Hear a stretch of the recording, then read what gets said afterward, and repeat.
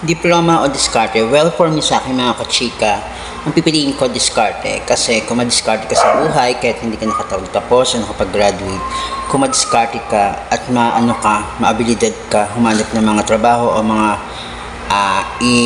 kagagawa ng pera, aangat ka at meron kang mapupuntahan at ma-achieve mo yung mga pangarap mo kung madiskarte ka sa buhay mo. Ayun lang. Kasi pag diploma, parang kasulatan lang yan. Disclaimer lang para sa akin lang, for my own opinion. Ayan.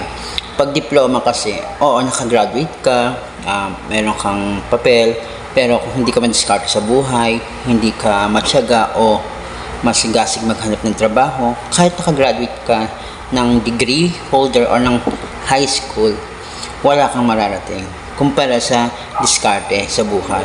Yun lang. For my own opinion lang ng mga kumare, kayo, anong opinion nyo? Anong pipiliin niyo? Diskarte o